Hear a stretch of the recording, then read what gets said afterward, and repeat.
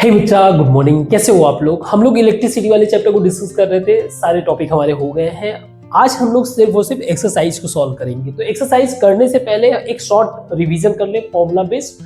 और इस एक्सरसाइज को कराने का रीजन ये है कि इस तरह के क्वेश्चन जो है थोड़ा सा डेप्थ अंडरस्टैंडिंग की जरूरत होती है ना। अदरवाइज स्टूडेंट मिस्टेक बहुत करते हैं। तो एक सर्किट इमेजिन करते हैं। दिस इज सर्किट,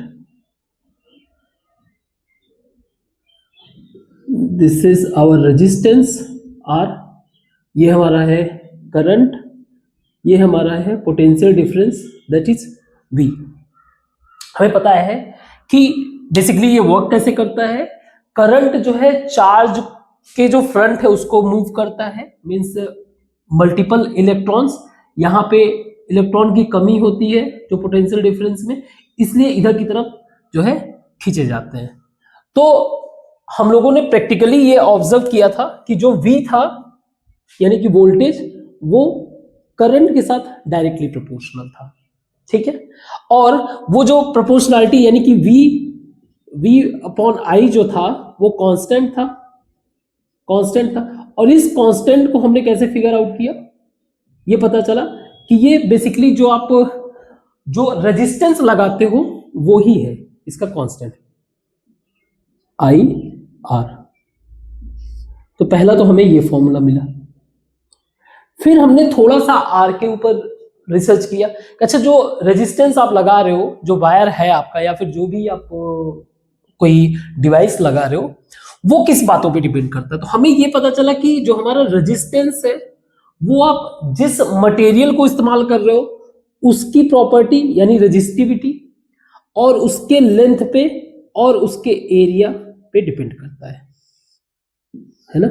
इस तरह से हम लोगों ने रिलेशन बिल्ड किया था। तो एक फॉर्मूला ये हो गया।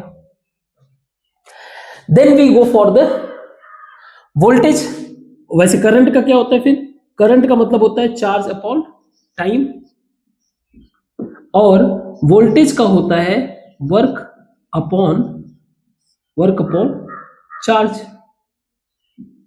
पोटेंशियल डिफरेंस यही शो करता है कि कितना जो है चार्ज मूव करके और कितना उसने वर्क प्रोड्यूस किया। फिर यहां से हम लोग एंटर कर जाते हैं पावर वाले कंसेप्ट में।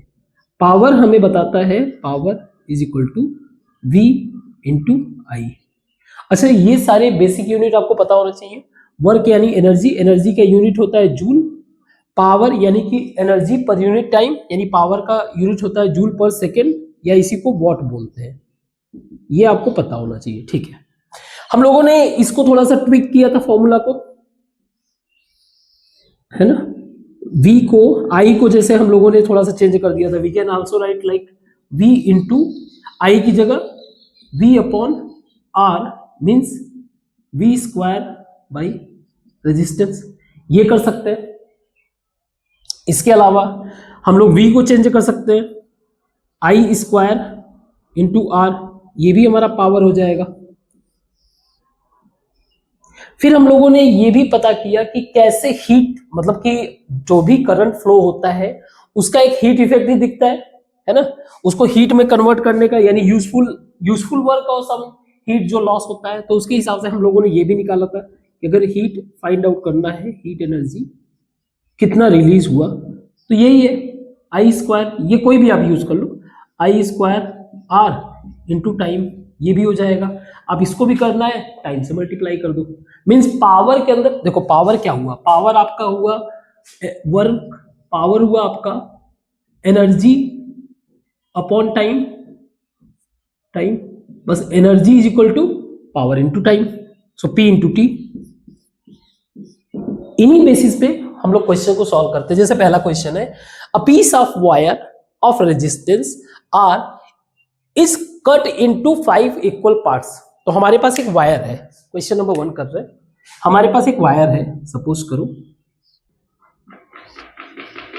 एक वायर है हमारा, मान लीजिए ये 5 मीटर इसका लेंथ है। ऐसा एज्यूम कर रहे हैं हम लोग लेंथ एक बार के लिए 5 मीटर, और इसका रेजिस्टेंस है R। फिर हम लोगों ने इसको क्या किया, इक्वल, मतलब अगर देखा जाए तो ये अगर सर्किट में इसको मैं प्लेस करूं तो ऐसे समथिंग सर्किट बन गया। ये सर्किट में ऐसे लगा हुआ है, ठीक है, अब मैंने दूसरा सर्किट बनाया, उसमें खास बात यह है कि इसी वायर को कट करके 5 इक्वल पार्ट में कट कर दिया, तो 5 इक्वल पार्ट में, और फिर उसको पैरेलली क्या कर दिया, ऐड कर दिया। तो ये मान लीजिए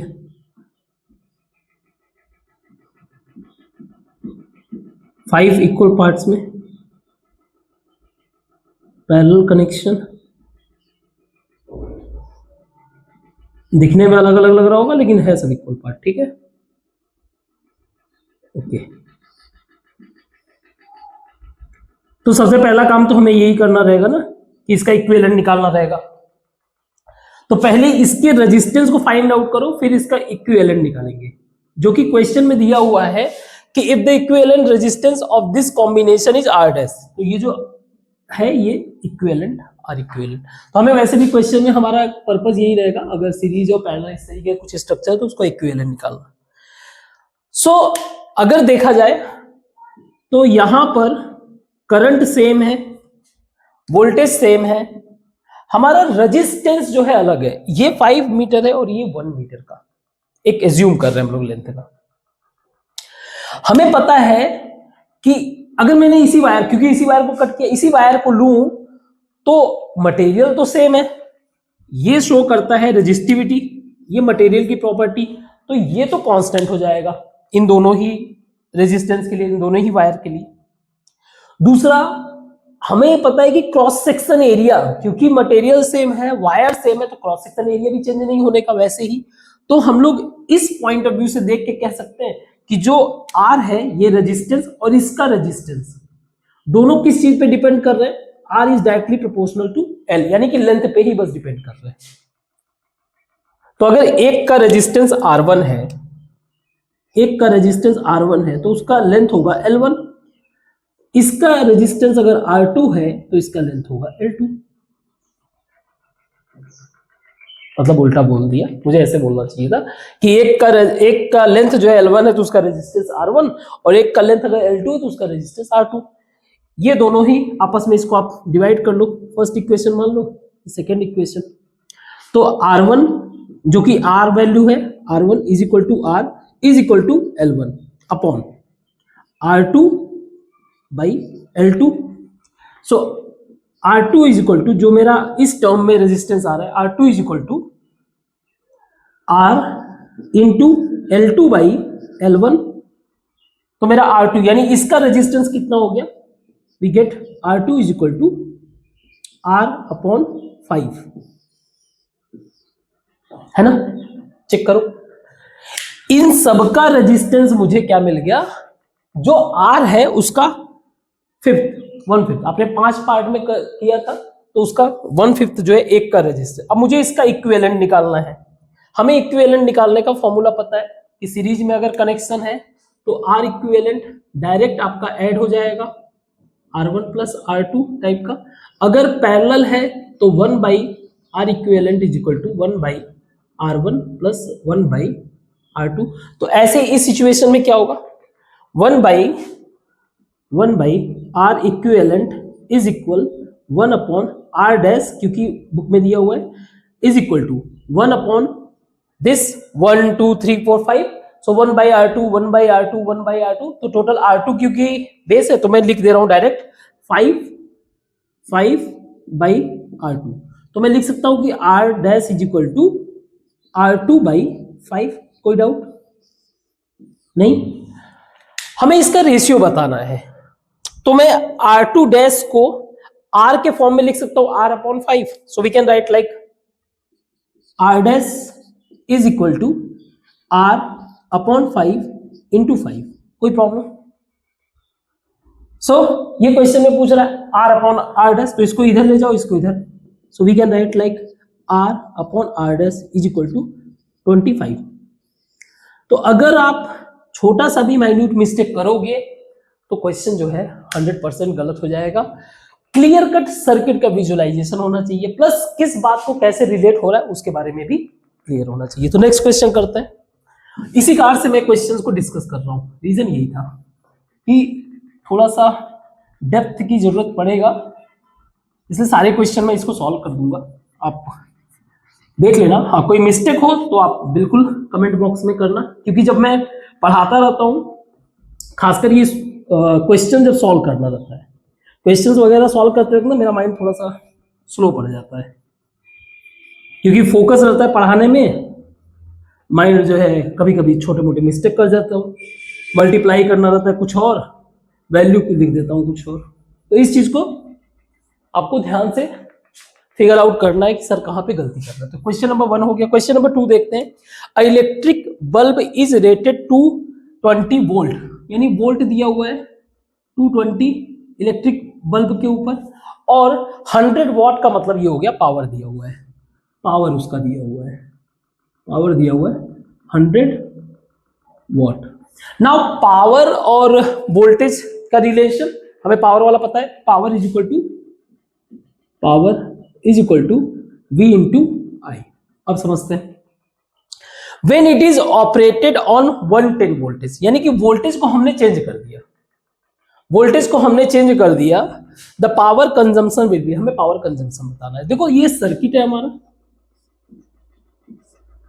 ये हमारा रेजिस्टेंस है, रेजिस्टेंस का मतलब यही हमारा बल्ब है, ठीक है ना। अब आप देख के बताओ, ये हमारा करंट, क्या इसमें करंट, हमने वोल्टेज को चेंज किया तो क्या इसमें करंट में बदलाव आएगा? अब इमेजिन करो, ये फ्रंट है, पहले मान लीजिए ये फ्रंट है, करंट चार्ज जो मूव कर रहा है, ये आपका 220, यहां पे इलेक्ट्रॉन की कमी है तो पहले तो 220 चला गया। अब आप कह रहे हो कि जो मैं दूसरा वोल्टेज जो घट रहा है मेरा 110, तो यहां से इलेक्ट्रॉन तो 110 ही इलेक्ट्रॉन जाएंगे ना, सिर्फ 110, तो करंट में तो बदलाव आ गया। तो दो चेंज अगर हो रहे हैं तो फिर इसको थोड़ा सा टफ होगा, आपको दो वेरिएबल निकालने पड़ेंगे। दूसरा, ये तो कांस्टेंट है ना, हर बार रेजिस्टेंस आप एक ही यूज कर रहे हो, तो मैं इसको इजी होगा अगर मैं इसको कन्वर्ट कर दूं उस वाले में, इसको मैं लिख सकता हूं V²/R। अब मेरा पावर भी पता है, V भी पता है, R बस R निकालना है, the power consumption, sorry R मेरा हो गया कांस्टेंट, R क्या हो जाएगा मेरा कांस्टेंट, क्योंकि ये तो चेंज नहीं हो रहा ना। अब अगर R कांस्टेंट होगा तो मैं कह सकता हूं मेरा पावर जो है ऐसे सिचुएशन में डायरेक्टली रिलेटेड कर रहा है वोल्टेज से। सोच के देखो ये कंसेप्ट, अगर ये कंडीशन है तो मैं लिख सकता हूं इसको ऐसे, P1 is equal to V1² is equal to V2², लिख सकता हूं। तो P1 मेरा कितना है 100 वॉट, 100 वॉट बाई P2 मुझे कैलकुलेट करना है, V1² यानी कि ये 220 का स्क्वायर बाई 110 का स्क्वायर ना, इसका मतलब ये हो गया कि होल स्क्वायर बन गया ये दोनों, 220 बाई 110 का होल स्क्वायर, इसको आप कट कर सकते हो 2 और ये हो जाएगा 4। So P2 is equal to 100 by 4 means 25 watt. Check करो कोई मिस्टेक है तो बताओ। ये आपको समझ में आया? यहां पे दो वेरिएबल थे, मैंने इसको कन्वर्ट कर दिया रेजिस्टेंस में, जो मुझे इजी पड़ गया इसको रिलेट कराने में। अदरवाइज आपको करंट एक बार निकालना पड़ेगा, फिर दूसरी बार करंट निकालना पड़ेगा, तब जाके उसके, अच्छा वैसे भी कर लो, आप देखते हैं वैसे अगर निकाल, इस टाइम पे करंट का सिचुएशन क्या होगा, I is equal to 220 by 100 watt, यही है पावर इस वाले के लिए। अब जब दूसरा सिचुएशन हम लोग यूज करेंगे तो क्या उस समय जो है I कांस्टेंट रहेगा? आप सोचो, जब सेकंड यानी P2 मुझे निकालना है तो V इंटू अगर मैं I2 करूं, मान लीजिए V2 इंटू I2, तो क्या इस टाइम पे I कांस्टेंट है? फिर मुझे रेजिस्टेंस वाले पे जाना पड़ेगा, है ना। तो इस तरह करने से बेहतर है ये वाला कंसेप्ट आप इजी वे से यूज करो। नेक्स्ट क्वेश्चन करते हैं।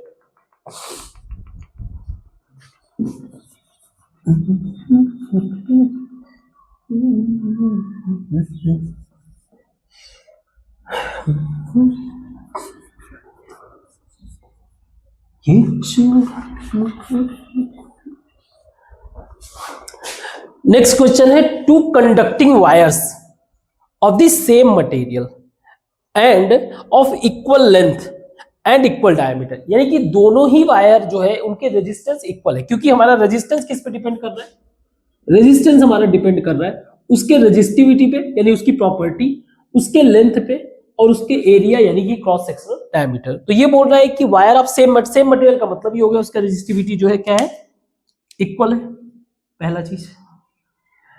से इक्वल लेंथ इक्वल डायमीटर, ये भी दोनों कांस्टेंट, यानी कि मेरा R1 जो है R1 is equal to R2, और अगर मैं इसको सिर्फ R कह दूं तो भी चलेगा। अब ये बोल रहा है diameter are first connected in series, पहले इसको कनेक्ट करो सीरीज में, तो एक बार तो ये सीरीज में कनेक्ट हो गया इस तरह से, तो ये R, ये क्वेश्चन तो मेरे ख्याल से इजी है, तो इसका R इक्विवेलेंट कितना हो जाएगा 2R, कोई दिक्कत नहीं। दूसरा, देन पैरेलल, इसके बाद parallel across the same potential difference the ratio of heat produced in series and parallel. Okay, across the same potential, इसमें जो है क्या कह रहा है, अब यहां से ये पैरेलल ज्वाइन कर रहा है, समथिंग लाइक ये R, ये R, तो इसका R इक्विवेलेंट कितना हो जाएगा, सो 1 by R equivalent 1 upon R plus 1 upon R, यानी कि 2 by R means R by 2, यहाँ पे कर देते हैं, R इक्विवेलेंट इसका है R बाई 2। तो इसका इक्विवेलेंट पहले वाले का मैं सीरीज लिख दे रहा हूं, R सीरीज यानी कि 2R है ये, और इसका इक्विवेलेंट मीन्स R पैरेलल, ये है 2R और ये है R बाई 2, कोई प्रॉब्लम। अब हमें ये बताना है प्लस माइनस और करंट इसमें आई, हमें ये बताना है यहां पे कितना हीट प्रोड्यूस हो रहा है और यहां पे कितना हीट प्रोड्यूस हो रहा है। ओके, हीट का मतलब हो गया, हीट का मतलब ही हो गया एनर्जी, और एनर्जी का मतलब हो गया पावर इनटू टाइम। पावर हमें पता है V इंटू आई इंटू टाइम, ठीक है। अब ये है ना, वी आई को हम लोग क्या निकाल सकते हैं, अच्छा टाइम वाइम भी कुछ है, then parallel in circuit same potential the ratio of heat produced in series and parallel, सारा का सारा एट द सेम टाइम चल रहा है। सो वी इंटू आई को हम लोग लिख सकते हैं, हम लोग रेजिस्टेंस, क्योंकि रेजिस्टेंस दोनों का चेंज है, तो मैं क्या करता हूं, क्योंकि ये करंट और ये सारा का सारा सेम है, वैसे इसको लिख सकते हैं हम लोग आई स्क्वायर आर टी, आई भी सेम है ये भी सेम है, तो हीट मेरा जो प्रोड्यूस हो रहा है वो डायरेक्टली प्रोपोर्शनल हो गया इस पे, क्योंकि आई भी कांस्टेंट है, एक ही सर्किट की बात हो रही है, एक ही समय पे सारा एक्टिविटी हो रहा है, टाइमिंग भी सेम है ना। मतलब टाइमिंग का मतलब जैसे अगर मान लीजिए 1 घंटे के लिए सप्लाई किया तो 1 घंटे इसमें से भी पास होगा, इसमें से भी पास होगा, इसलिए सेम है, ठीक है।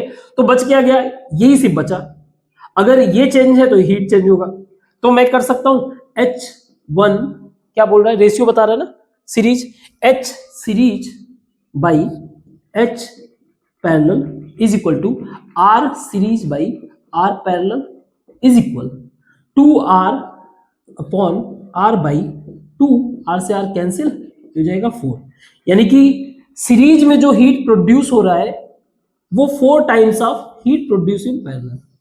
You get my idea what I am trying to show you. अब वैसे भी आप सोच लो, इसका रेजिस्टेंस कम है, अगर कम रेजिस्टेंस होगा तो कम ही हीट प्रोड्यूस करेगा ना, जितना हीट इसके अंदर प्रोड्यूस हो रहा है उसका 4 टाइम्स जो है सीरीज में प्रोड्यूस हो रहा है, क्योंकि इसका रेजिस्टेंस ज्यादा है, इलेक्ट्रॉन को फ्लो करने में जो है रेजिस्ट करेगा, ज्यादा कम धीरे फ्लो होगा तो उसमें ज्यादा कोलिजन होगा, कोलिजन के साथ ज्यादा हीट प्रोड्यूस होगा। आई होप कि ये आंसर होना चाहिए। अब देखना कहीं पे इसका आंसर अगर दिया हो तो ठीक है, और अगर कुछ गलत हुआ हो तो you just have to mention in comment box. इसको मिटाते हैं और आगे करते हैं।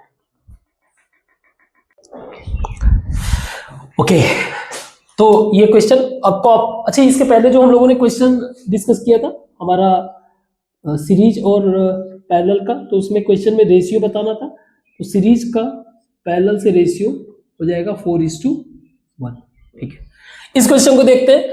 A copper wire has diameter दिया हुआ है 0.5 mm एंड रेजिस्टिविटी क्या क्या दिया हुआ है, D दिया हुआ है 0.5 mm, रेजिस्टिविटी दिस, ये कितना दिया हुआ है 1.6 इंटू 10⁻⁸ ओम मीटर। सी, हमें एक बात का ध्यान हमेशा रखना पड़ेगा कि जब भी हम लोग क्वेश्चन सॉल्व करेंगे तो सबका यूनिट सेम होना चाहिए। तो इसको भी सेम यूनिट कर दो, ये हो जाएगा 0.5 mm है तो 10⁻³ मीटर। रीजन क्या है, 1 metre is equal to 10⁻³ mm, तो 1 mm is equal to 1/10⁻³ metre. तो यही मैंने किया, 1 mm की जगह इसको मैं ऐसे मल्टीप्लाई ये कर दिया, 10⁻³ ऐसे लिख सकते हैं, बेसिक बात है। What will be the length of this wire to make its resistance 10 ohm? हमें R दे रहा है कि अगर इसका रेजिस्टेंस 10 ओम है तो लेंथ कितना हो जाएगा। वी नो दैट कि R is equal to rho into L upon A, ये होगा। सो रो क्या हो गया आपका, R क्या हो गया, 10 इज इक्वल R, रो कितना है 1.6 इंटू 10⁻⁸। वैसे बेहतर होगा कि शुरुआत के समय में आप सबके यूनिट भी साथ में लिखा करो, ठीक है। इंटू एल हमें बताना है, अपॉन ए हमारा हो जाएगा π/4 डी स्क्वायर यानी कि 0.5 इंटू 10⁻³ का होल स्क्वायर। इसको कर सकते हैं, वैसे आप सॉल्व कर सकते हो इसको, मेरे लिए तो अब ये हैवी हो गया, आप लोगों का बात अलग है। ये पाई हो जाएगा, ये /4 हो जाएगा, ये 0.5 इंटू 0.5 इंटू 10⁻⁻6, इसको मैं कैंसिल कर दे रहा हूँ तो यहाँ पे -2 बस बचेगा। नाउ अगर मैं अपॉन 1 10 करूँ, ये 10 करूँ, ये 10⁻⁻2, ये भी गया, मतलब ये सारे कट गए, बचा 25, ये हो जाएगा ऊपर। तो अगर मैं कर दूँ इसको 1.6 into 4 by pi into 25 into L is equal to 10। अब ये कैलकुलेट करके निकाल लो भाई, ये तो कर ही सकते हो, एल निकाल सकते हो। L is equal to 10 into 25 into pi, अगर मैं इसको भी हटा दूं तो कर सकता हूं इंटू 10 अपॉन 16 इंटू 4। अब ये कर लेना, इसको भी हटा दो तो ये 5 हो जाएगा, मतलब 25 हो जाएगा। अब कर लो, लेंथ निकाल लो। इतना जीनियस बनो, इतना सारा नहीं करने का मैं। How much does the resistance change if diameter is double. मतलब मैं ये मान के चल रहा हूं कि मेरा लेंथ सेम है, इन दैट सिचुएशन, इस वाले क्वेश्चन में लेंथ सेम है, अब मेरा डायमीटर जो है अलग है, तो मैं ये कह सकता हूं जो मेरा रेजिस्टेंस है वो इनवर्सली प्रोपोर्शनल है एरिया के, क्योंकि मटेरियल सेम है, लेंथ सेम है, इनवर्सली प्रोपोर्शनल है एरिया के। तो अगर π/4 डी स्क्वायर में करूंगा तो मैं ऐसे लिख सकता हूं, रेजिस्टेंस मेरा इनवर्सली प्रोपोर्शनल है डायमीटर के स्क्वायर के। कर सकता हूं, चेक करो। अब ये कह रहा है कि डायमीटर जो है डबल हो गया, तो जब पहली बार ये रेजिस्टेंस 10 था तो इसका डायमीटर जो है 1/d था। अब ये रेजिस्टेंस हो गया R, अब ये रेजिस्टेंस हो गया R जो हमें बताना है, ठीक है। इसका डायमीटर हो जाएगा 1/2d, 2d का स्क्वायर। तो अगर मैं इसको इससे डिवाइड कर दूं तो काम बन जाएगा, R/10 is equal to d square by 4d square, इससे कैंसिल। तो R इज इक्वल टू 10/4 का मतलब कितना हो गया, 10/4 का मतलब हो गया 2.5। तो इसका रेजिस्टेंस कितना हुआ 2.5 ओम। तो चेंज कितना हुआ, पहले 10 था अब 2.5 हुआ, तो चेंज कितना हुआ, चेंज मैं कैलकुलेट करना चाहूं तो change that is initial 10 minus 2.5, तो 7.5 ओम ऐसा कुछ होगा मेरे हिसाब से, यही होना चाहिए। चेक करो, लगाओ दिमाग, फिगर आउट करो, अगर कोई मिस्टेक हुआ हो तो ठीक है, कर लेना। कंसेप्ट आपको समझ में आया, कंसेप्ट मतलब मेरा कहानी जो यहां तक समझाना, उसके आगे कैलकुलेशन वगैरह मिस्टेक भी होता है तो कोई इश्यू नहीं, आप सही कैलकुलेट कर सकते हैं, है ना। बस हमें ध्यान रखना है कि हमारा कंसेप्ट ना गलत हो। नेक्स्ट क्वेश्चन है ग्राफ के बारे में। तो ग्राफ के लिए जो है वैल्यूज दिए हुए हैं बुक में, आप सीधे उस वैल्यूज को पिक करके ग्राफ बना सकते हो, नॉट अ बिग डील। तो उसको क्वेश्चन को मैं नहीं डील कर रहा हूं, ठीक। अरे भाई जरा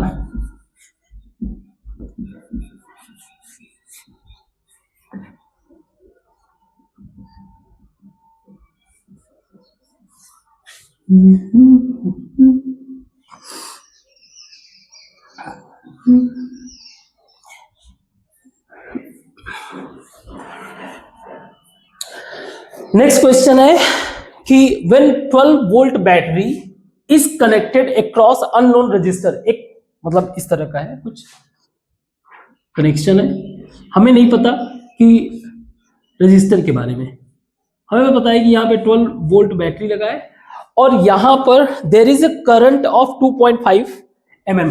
जो करंट इससे पास हो रहा है वो है 2.5 मिली एम्पियर।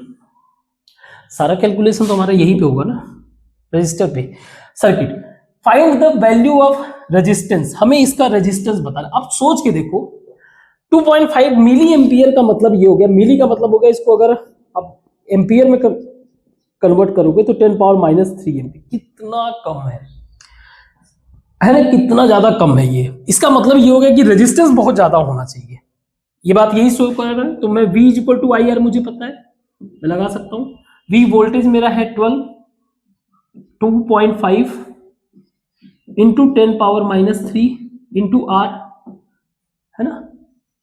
तो 2.5 को मैं ऐसे कर सकता हूं 10, तो ये हो जाएगा ऊपर -4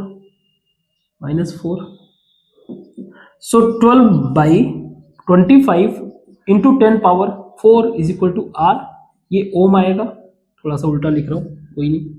तो ये 1/2 के आसपास मीन्स 0.5 मान लो या 0.48 समथिंग मान लो इंटू 10 पावर 4 ओम। तो आप समझ रहे हो ये कितना ज्यादा हैवी रेजिस्ट कर रहा है करंट के फ्लो को, इसीलिए तो बहुत ज्यादा, बहुत कम अमाउंट में करंट इससे फ्लो हो पा रहा है। तो क्वेश्चंस करने से क्या होता है ना कि जो डेप्थ विजुअलाइजेशन होता है वो भी बहुत ज्यादा क्लियर होता है। नेक्स्ट क्वेश्चन है, a battery of 9 volt is connected in a series with resistors, ये कितने हैं, 1 2 3 4 5, 5 रजिस्टर दिए हुए हैं, सीरीज में कनेक्शन है, 1 2 3 4 5, है ना। अब यहां पे आपका वोल्टेज कितना है, 9 वोल्ट, और करंट ट्रांसफर दिया हुआ है, नहीं दिया हुआ है। तो सबसे पहला हमारा क्या करना है, इनके वैल्यूज, तो अलग अलग रेजिस्टेंस है 0.2 0.3 0.4 0.5 एंड 12 ओम। हमें ये बताना है कि ये जो 12 ओम वाला रजिस्टर है इससे हाउ मच करंट फ्लो। तो सबसे पहली बात इसको R इक्विवेलेंट निकाल लें, क्योंकि ये जो है सीरीज में कनेक्टेड है तो R इक्विवेलेंट सारा ऐड हो जाएगा, पहला चीज। तो मेरा R इक्विवेलेंट कितना हुआ, R इक्विवेलेंट हो जाएगा, R इक्विवेलेंट इसको ऐड करो जरा, 5 10 1.4 13.4, एंड मुझे करंट निकालना है तो I is equal to V/R, Ohm's law. तो कितना हो गया, V कितना है 9 वोल्ट, 9 वोल्ट बाई 13.4 ओम, तो इसको हटा दो, डायरेक्ट एम्पियर में लिख देते हैं। कितना हो जाएगा, ये कैलकुलेट कर लेना, जो भी आ जाए, जो भी वैल्यू आ जाए, इतना एम्पियर। अब ये पूछ रहा है 12 ओम से कितना करंट पास होगा। तो भाई पहली बात, ये सीरीज में कनेक्शन है ना, सीरीज में कनेक्ट, जितना यहां पे होगा उतना यहां पे, हर जगह करंट फ्लो होके ही वापस आएगा। क्लियर है। देखो पैरेलल में क्या रहता है कि पैरेलल में अगर उसको कहीं पे कम रेजिस्टेंस मिलेगा कंपैरेटिवली, इस तरह का डिफरेंस अगर मिलेगा तो वो तो बाईपास कर जाएंगे कम वाले रेजिस्टेंस से। लेकिन सीरीज में हर, यही कारण है ना कि जब करंट को मेजर करना रहता है तो अमीटर के थ्रू हमें कहां पे लगाना रहता है, अमीटर को हमें कहां लगाना रहता है करंट मेजर करने के लिए, सीरीज में। अमीटर हमें यही कारण है कि उसको सीरीज में लगाना पड़ता है। और वोल्टेज को हमें पैरेलल में, मान लो अगर मैंने पैरेलल में नहीं लगाया, मैंने सीरीज में लगाया, पता नहीं किस रास्ते से आया।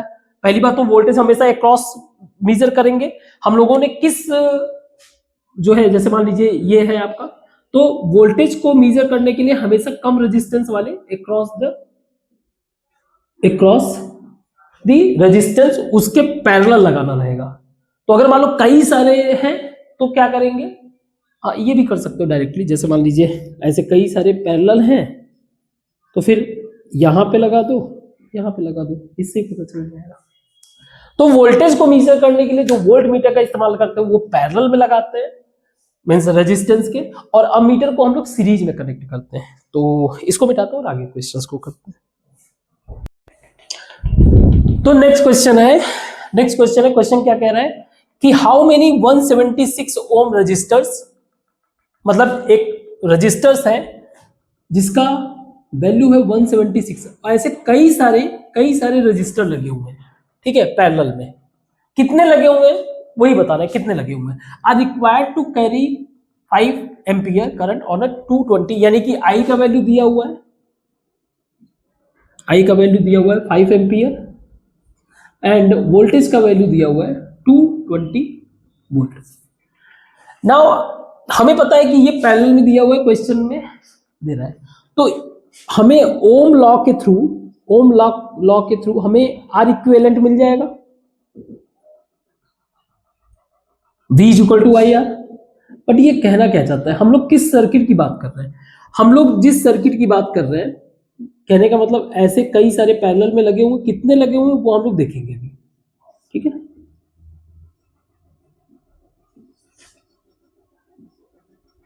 इस तरह से लगे हुए, तो मैं जो इसका इक्विवेलेंट बनाऊंगा, इसका इक्विवेलेंट, उसी पे हम लोग जो है अपना ओम्स लॉ लगा रहे हैं।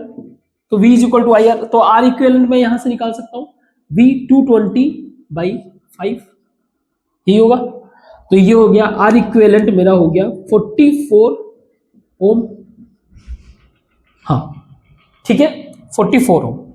अब अगर मैं इसका रिलेशन देखूं तो तुम अगर मान लीजिए ये सबका रजिस्टर R है जो दिया हुआ है क्वेश्चन में, तो इसका इक्विवेलेंट यानी कि R इक्विवेलेंट अगर देखा जाए तो हम लोग ऐसे कैलकुलेट करेंगे, 1/R equivalent = 1/R + 1/R + 1/R and so on, जितने भी क्वेश्चन में दिए होंगे। हमें पता नहीं है, तो मैंने मान लिया कि कितने हैं टोटल, n है। तो जैसे 2 था तो 2/R हो जाता, 3 है तो 3/, तो ऐसे ही n होगा तो n/R हो जाएगा। तो इसका रिलेशन क्या हो गया, R इक्विवेलेंट = R/n। हमने R इक्विवेलेंट निकाल दिया, that is 44 ohm is equal 176 ohm जो कि दिया हुआ है बाई n कितना हो जाएगा 176/4, जरा कैलकुलेट करना तो 520 नहीं, हाँ 4 से मल्टीप्लाई करोगे तो 4 × 4 6, ठीक है 4। तो कितने हो गए, कितने रजिस्टर ऐसे लगे हुए, 4 रजिस्टर। अब सोचो एक रजिस्टर का रेजिस्टेंस कितना था 176, 4 लग गए तो कितना घट के कम हो गया। तो पैरेलल में कनेक्शन के लिए हमारा जो करंट सप्लाई है वो क्या हो जाएगा, फास्ट हो जाएगा, है ना। नेक्स्ट क्वेश्चन है कि show how you would connect 3 resistors, 3 resistors को कनेक्ट करना, इसको कैसे आप कनेक्ट करोगे जिसमें ईच रजिस्टर जो है 6 ओम है, so that the combination has a resistance of 9 ओम। ये तो वैसे भी क्वेश्चन हम लोग कर रखे तो बड़ा इजी होना चाहिए। देखते हैं 9 ओम और 4 ओम का इक्विवेलेंट निकालना है ना। ओके, एक तो हम लोग ऐसे कर सकते हैं, एक हमारा देखो, एक बात याद रखना, जितने इक्विवेलेंट कैसे बन रहे हैं, इक्विवेलेंट जो बनेगा खासकर पैरेलल में इजी, सीरीज वाले में तो इजी आप ऐड कर सकते हो, जितने नंबर आप रहे उससे आप डिवाइड कर दो, इससे हमें फॉर्मूला में भी मिल गया। तो अगर मान लीजिए मेरा कितना लाना है 6, तो एक तो 6 जो है सीरीज में कर दो,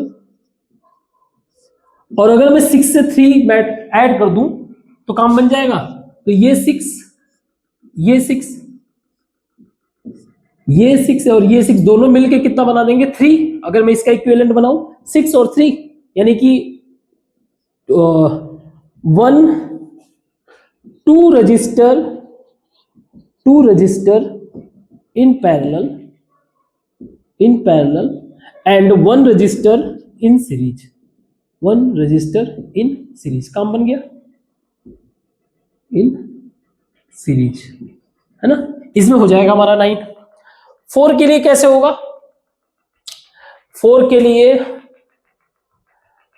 के लिए जरा दिमाग लगा। तो अगर मुझे कम करना है, एक ऐसे लगाया और एक ऐसे लगाया, तो ये हो गया 6 और ये 6, ये 12 हो जाएगा।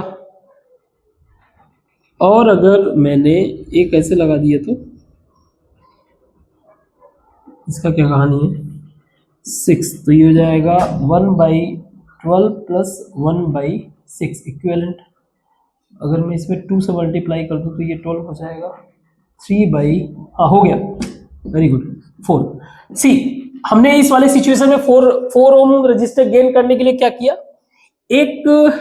दो तो जो है हमने सीरीज में किया, 2 रजिस्टर इन सीरीज, और इसके पैरेलल 1 रजिस्टर। 2 रजिस्टर को हमने सीरीज में कनेक्ट किया और एक रजिस्टर को उसी के पैरेलल कर दिया। वेरी गुड, कभी कभी काम जल्दी हो जाता है। नेक्स्ट क्वेश्चन यार, हाँ पता है मुझे डिजिटल बोर्ड है, मेरे को डिजिटल बोर्ड अभी आगे चल के तो मान लो चलो ले लूंगा। अभी क्या होता है ना कि मुझे चाहिए रहता थोड़ा बड़ा बोर्ड, पढ़ाने में उसमें मजा आता है। अब उस साइज का जो है डिजिटल बोर्ड आता नहीं है। और वैसे भी जब पैसा वैसा आएगा तो फिर उतना बड़ा भी बनवा लेंगे यार, कस्टमाइज करवा लेंगे, क्या इशू है। मेरे को चाहिए कम से कम 10/5 का, मतलब ये वैसे 8 है इसका डायमेंशन, बट इतने बड़े में फ्री होके पढ़ाने में मजा आता है। ऐसा नहीं कि मतलब कुछ चीजें आप सारा का सारा ऑनलाइन ही सब एक्सट्रैक्ट कर, नहीं, अपने से ही कुछ बना के पढ़ाने में कुछ अलग ही मजा है। खैर, नेक्स्ट क्वेश्चन है, several electric bulb design to be used on 220 volt electric supply. मतलब जो इलेक्ट्रिक सप्लाई है इनका कितना है? 220 वोल्ट का। चलो, इलेक्ट्रिक सप्लाई 220 वोल्ट का है, और इलेक्ट्रिक सप्लाई मतलब कि सॉरी, जो बल्ब है उसके ऊपर दिया हुआ है कि उस रेट कर रहे हैं कि बल्ब जो है, एक बल्ब 10 वॉट इलेक्ट्रिसिटी कंज्यूम कर रहा है और वो 220 वोल्ट को झेल सकता है। How many lamps can be connected in parallel, हमें पैरेलल में कनेक्ट करना है, can be connected in parallel with each other across the 2 wires of 220 volt line if the maximum allowable current is 5 ampere। अच्छा, इसमें देखो, अगर current मुझे इसमें निकालना हो तो मुझे पता है कि power is equal to V into I, यानी कि एक पर्टिकुलर बल्ब में कितना पावर कितना करंट सप्लाई हो रहा है। तो मैं कह सकता हूं पावर 10 वॉट बाई 220, तो ये हो जाएगा 1/22 एम्पियर। एक बल्ब में करंट सप्लाई हो रहा है ना। ऐसे कितने, अब मैक्सिमम इनका कितना अलाउ है, मैक्सिमम जो करंट फ्लो हो रहा है, मैक्सिमम करंट सप्लाई। सी, जब ये देखो करंट मान लो 5 आ रहा है, 5 एम्पियर, अब ये आगे जाने के बाद 5 में ही डिस्ट्रीब्यूट हो जाएगा, 5 ही डिस्ट्रीब्यूट होगा। लेकिन हर एक बल्ब जो है सबका साइड वो तो सेम है, इससे ज्यादा ये ले नहीं सकता। हर एक डिस्ट्रीब्यूट फिर बाद में जो है यही 5 ही रहेगा, तो जो डिवीजन होगा 5 यही बंटवारा करेगा बल्ब में, है ना। तो मान लो ये जो भी है इसमें मैं अगर n से मल्टीप्लाई कर दूं i के साथ, ये कभी भी क्या होना चाहिए, आप कह सकते हो less or equal to I max, ये कभी भी उससे ज्यादा नहीं हो जाना चाहिए जितने भी आप बल्ब लगा रहे हो, है ना, यही होगा ना। सो n इज इक्वल आप लिख सकते हो इसको आई मैक्स अपॉन आई। तो आई मैक्स कितना है, 5 एम्पियर अपॉन 1/22, 22 ऊपर चला जाएगा, 22 इंटू 5 मीन्स 110 बल्ब जो है हम लोग पैरेलली क्या कर सकते हैं, ऐसे कनेक्शन में लगा सकते हैं जहां पे वोल्टेज सप्लाई कितना है, 220 वोल्ट। Getting my point. क्योंकि दोनों का वोल्टेज सप्लाई बल्ब आपका इतना सस्टेन कर सकता है। आई होप कि ये क्वेश्चन समझ में आया होगा। अगेन इसको आप समझो, ये तो समझ में आ गया। करंट तो इसे आप एक्स्ट्रा कुछ भी लगाओगे करंट उसे झेल नहीं पाएगा, सारा का सारा कनेक्शन ही बिगड़ जाएगा, है ना। इसीलिए फ्यूज वाला कंसेप्ट आता है ना, फ्यूज, कि अगर एक्स्ट्रा आपने लगाया तो उसकी क्षमता नहीं रहेगा रेजिस्ट करने का, मींस इसकी क्षमता बस इतना ही है। क्लियर है? तो ऐसे 110 बल्ब्स होंगे। इसको मिटाते हैं, आगे डिस्कस करते हैं। तो ये दो क्वेश्चन, इसके बाद भी और भी कुछ क्वेश्चंस और बचे हुए। तो पहला क्वेश्चन है कि a hot plate of electric oven connected to a 220 volt electric supply line has two resistance coil A and B, each of 24 resistance, which may be used separately in series or in parallel. इनके current को तीन cases में क्या रहा है question, कुछ एक बार का केस ऐसा है, या तो आप इसको A मान लो या B, कुछ भी ले लो। दूसरा केस ये बोल रहा है कि आप इनको सीरीज में कनेक्ट करो, ये जो रेजिस्टेंस है। तीसरा बोल रहा है इनको आप पैरेलली कनेक्ट करो। तो हमें इन्हीं केसेस में सप्लाई होने वाला करंट को बताना है। तो ये मान लो मेरा थर्ड केस हो गया, ये 2, ये 1 फर्स्ट केस। हमें पता है V is equal to I R, V हमें दिया हुआ है सब में 220 ही है, 220 volt. V is equal to I R, V is equal to I R. इसका इक्विवेलेंट रेजिस्टेंस, क्योंकि सेपरेटली या तो A या B, उसका 24 दिया हुआ है, तो I1 मेरा कितना हो जाएगा 220 बाई 24। इसको आप कैलकुलेट करो जरा। सो 4, सो ये हो जाएगा 5, 55 एंड 6। और इसको अगर आप करोगे तो I1 मिलेगा 0.1 एंड 6 समथिंग, इतना कुछ आना चाहिए। आप कैलकुलेशन ये देख लेना, अगर कोई मिस्टेक हुआ तो ठीक है। सेकेंड केस में I2 हमारा सेकेंड केस जो है सीरीज वाला केस है, तो उसमें इक्विवेलेंट रेजिस्टेंस ऐड हो जाएगा, मींस 220 बाई 48। तो ये one 24 plus 24 plus 24, so 220 by 48 का मतलब ये हो गया 110 बाई 24, 110 बाई 24 एंड इसको जरा डिवाइड करें, थोड़ा सा और कम कर लेते हैं, 5 बाई 12, 55 बाई 12, 55 बाई 12 का मतलब ये हो गया कि 4, उसके बाद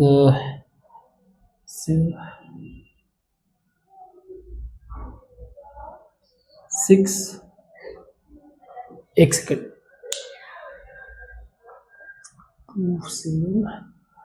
7 का मतलब नहीं, 5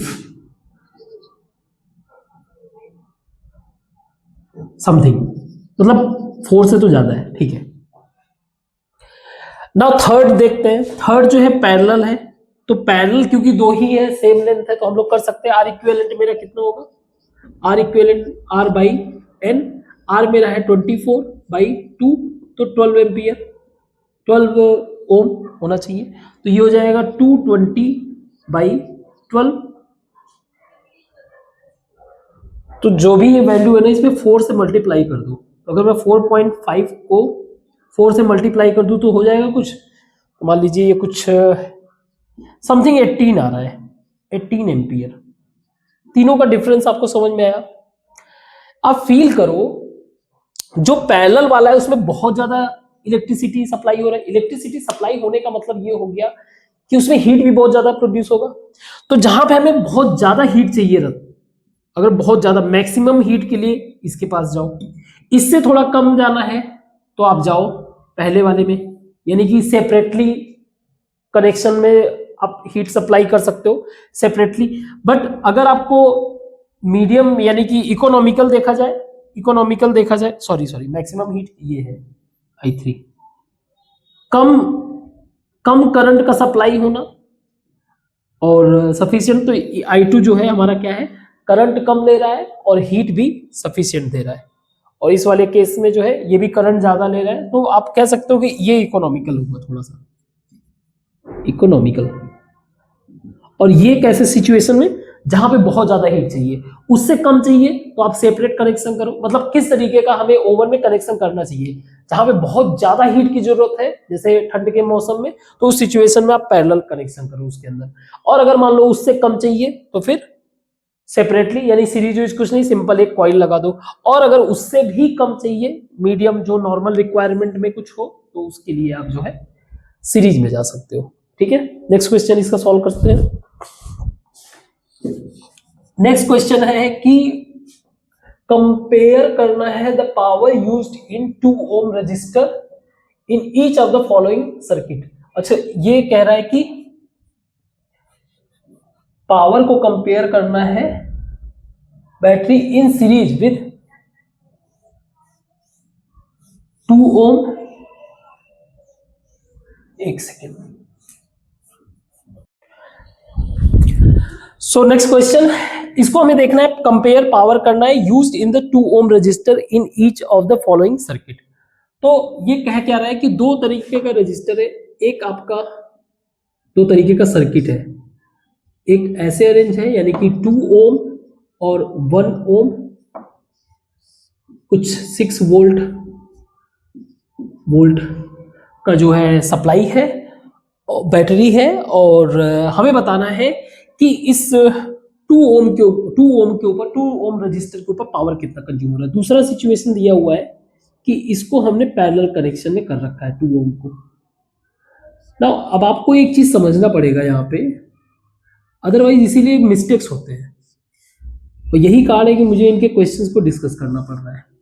अब ध्यान से समझो, ये 4 हम लोग जब बात करते हैं पावर का, पावर कंजम्पशन, ये एक तरह से डिवाइस के कंटेक्स्ट में होता है कि मैंने यहाँ पे बल्ब लगाया हुआ है कि कुछ और लगाया हुआ है, कोई हीटर लगाया हुआ है कि टोस्टर क्या लगा, इसके तो पावर कंजम्पशन मेरा इसके ऊपर बताना है, किसी सर्किट का एंटायर पावर नहीं है। सर्किट में तो सप्लाई हो रहा है, पर्टिकुलर आपने कोई लोड लगाया, वहीं पे हमें पावर बताना, मतलब पावर हमको इस चीज का बताना है। ऐसे 2 ओम यहाँ पे है और 4 ओम यहाँ पे, सॉरी 12 ओम यहाँ पे है, तो पावर यहाँ पे बताना है। अब पावर के लिए क्या होता है, हमें पता है पावर का फॉर्मूला होता है V इंटू आई, या फिर अगर मैं सिर्फ आई के कंटेक्स्ट में लिखूं तो आई स्क्वायर इंटू आर, और या फिर आप लिख सकते हो V स्क्वायर बाई आर।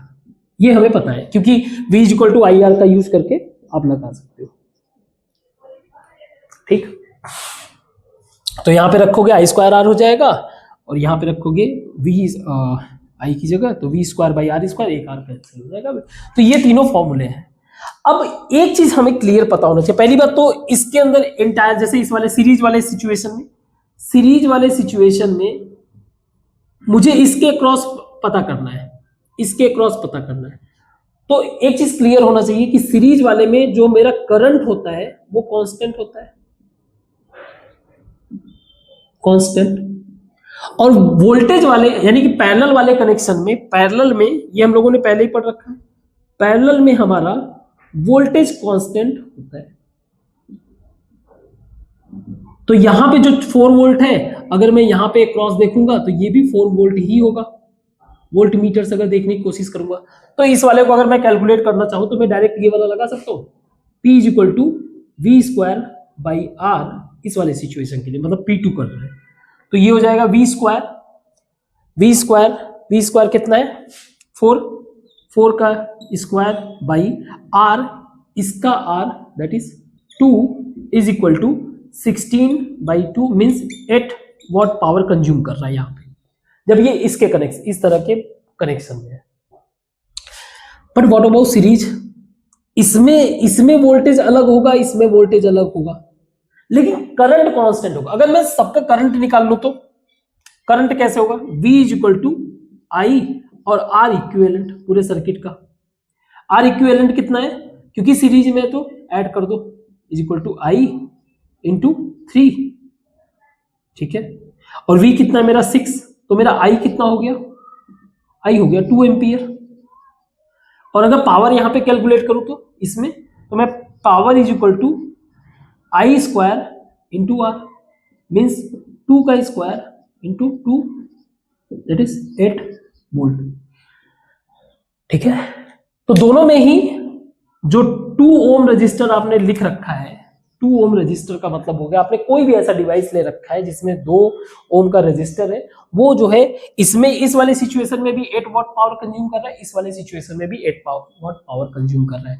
इन्हीं सब चीजों को बहुत ध्यान से करना है, क्योंकि कभी कभी क्या होता है कि जितने भी आपने कंसेप्ट पढ़ा हुआ है अब उसको आप भूल गए, तो क्या होगा, ऐसा नहीं कि सॉल्व नहीं कर सकते, क्वेश्चन ज्यादा लेंदी हो जाएगा, तो इसको शॉर्ट बनाने के लिए बेसिक कंसेप्ट से अगर हम लोग चले तो इजी वे से सॉल्व कर सकते हैं। कुछ क्वेश्चन और बचे हुए हैं, इसको बिठाते हैं।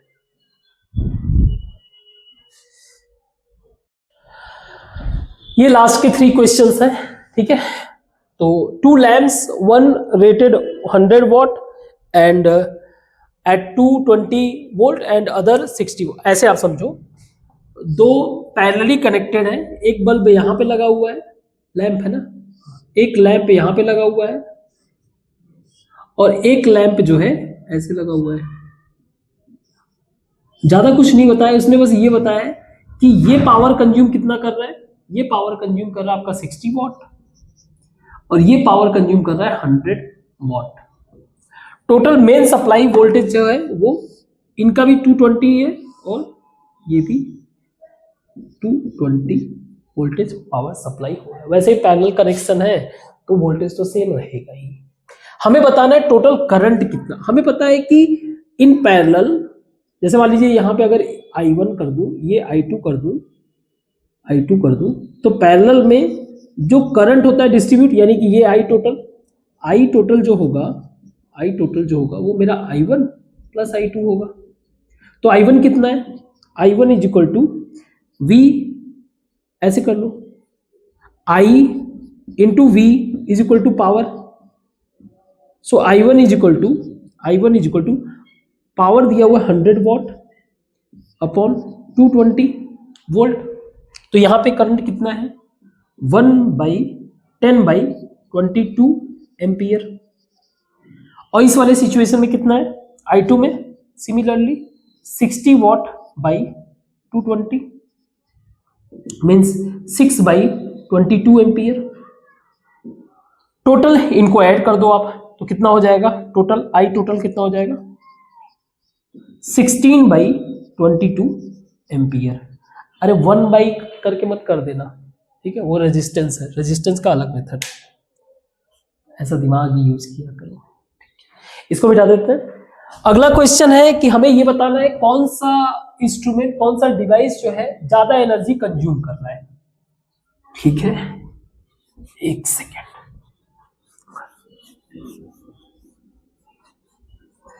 ओके, नाउ पावर दिया हुआ है, हमें पता है कि पावर इज इक्वल टू जो होता है वो एनर्जी अपॉन टाइम, या energy is equal to power into time, है ना। तो जैसे ये है, ये 250 वॉट, मतलब टीवी की अगर बात करें, ईटीवी, एनर्जी ऑफ टीवी, तो ये पावर कितना कंज्यूम कर रहा है, 250 वॉट इंटू कितने देर के लिए, 1 आवर के लिए, इंटू 1, तो ये हो जाएगा 250 वॉट आवर एनर्जी इतना कंज्यूम कर रहा है। सेकेंड है मेरा टोस्टर, ई टोस्टर, सेकेंड है मेरा टोस्टर, तो ये हो जाएगा पावर कितना कंज्यूम कर रहा है, 1200 वॉट इंटू 10 मिनट। लेकिन मुझे क्या करना पड़ेगा, इसको भी आवर में चेंज करना पड़ेगा, तो मुझे मिनट के 60 मिनट मुझे पता है 1 आवर, या 1 minute is equal to 1/60 hour. तो मैं यहां पे लिख सकता हूं 1200 इंटू 10 इंटू 1/60 आवर, तभी तो कंपेयर कर पाएंगे। अब ये हो गया वॉट आवर, जरा देखो, तुम ही देखो ना, वॉट आवर किसका एनर्जी ज्यादा कंज्यूम, कौन एनर्जी ज्यादा कंज्यूम कर रहा है, टीवी। देखने में लग सकता है ये, तो यही होता है, जब आप सॉल्व करोगे ना तो काफी इंफॉर्मेशन मिलता है, करेक्ट इंफॉर्मेशन ही मिल गई। जे को मिटाते हैं दादा, और एक लास्ट क्वेश्चन आज का क्या है कि an electric heater of resistance 44 ओम, 44 ओम का रेजिस्टेंस है, 5 एम्पियर ये करंट ड्रॉ कर रहा है, 5 एम्पियर का ये करंट ड्रॉ कर रहा है। हमें from the service mains for 2 hours, 2 hours के लिए टाइम दिया हुआ है, 2 आवर्स टाइम दिया हुआ है, 2 आवर्स, ठीक है। Calculate the rate at which heat is developed. Now हमें पता है हीट का मतलब हो गया एनर्जी, हीट का मतलब ये हो गया एनर्जी, एनर्जी का मतलब हो गया पावर इनटू टाइम। अब ये एट द रेट का मतलब क्या है, रेट का मतलब जो भी पावर है उसे डिवाइड कर देना, तो टाइम से अगर मैं नीचे डिवाइड कर दूं तो टाइम कैंसिल हो गया, एट द रेट तो यही हुआ एनर्जी, तो इससे पावर ही निकालना है।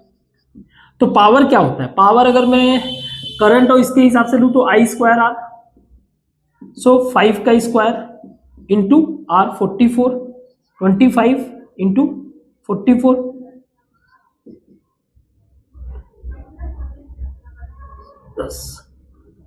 क्या वॉट, ठीक है। 2 से डिवाइड मत कर देना, इसीलिए क्वेश्चन में जब आप पढ़ो ना कि ये पूछ क्या रहा है,